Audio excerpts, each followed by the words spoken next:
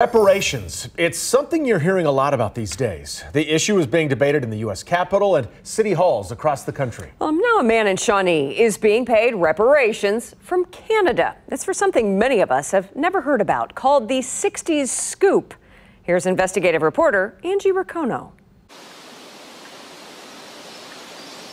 Yukon, Canada is mountainous and wild. Bears walk down the roads. Up here is the mystery of the Northern Lights, and where the Crow and Porcupine rivers meet sits Old Crow. Tim Teja should be here, but he's not. Being kidnapped at birth and human trafficked to an American couple, it just floored me, you know. I can't believe it happened. Tim Teja's adoption story is told through tears and old documents. He's a 60s scoop survivor, Canada's dark secret now coming to light.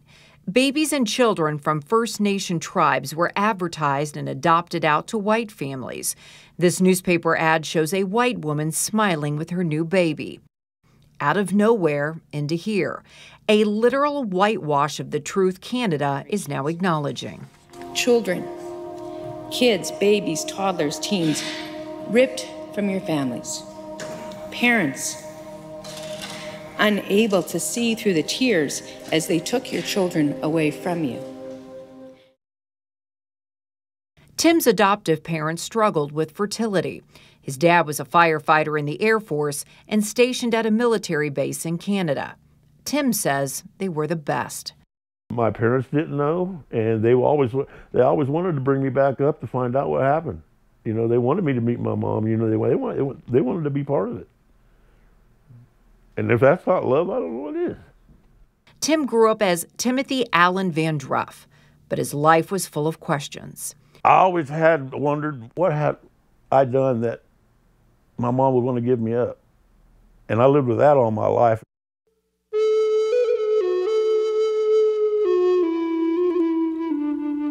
Later in life, he finally got answers in these old documents. He learned he was born baby boy Teja.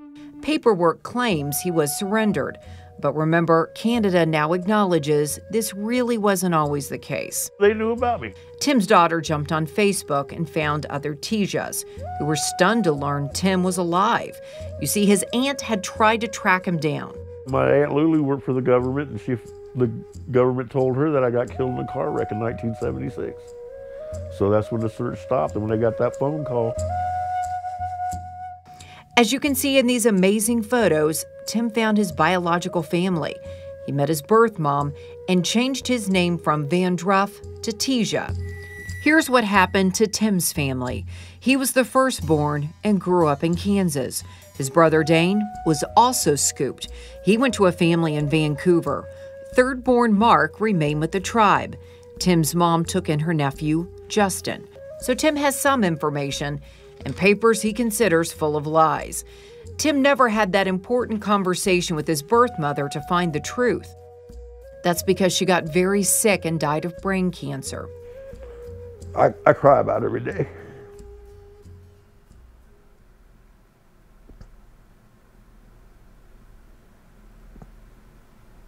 Yeah. I can't believe they do that to people. I didn't do anything to anybody.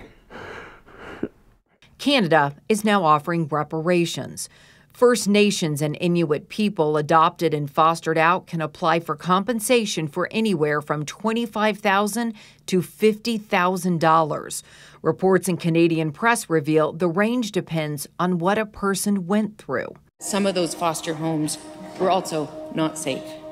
Many of you faced terrible abuse, physical abuse, sexual abuse, mental and emotional abuse. The official website reveals just how widespread the 60s scoop really was. More than 34,000 people have applied for compensation. So far, about 16,000 claims have been approved, including Tim's. It's very insulting. I think it's a slap in the face. I really do. Tim hasn't received a check yet, and it's clear he doesn't feel any reparations can adequately compensate him for his splintered soul. You don't know where you belong. I belong to both, but it's twisted. Part of his soul lives in Yukon and Old Crow, but he's physically in Kansas with his children and grandchildren, questioning what happened to him and his tribe. It's like we're a lost culture right in front of your face.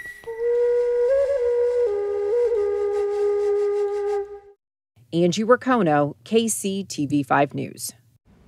At the same time, a review of Native American boarding schools is underway in America. That's because of a grisly discovery in Canada. The remains of more than 200 children were found on the grounds of a former boarding school. There are fears that might have happened in the United States, too.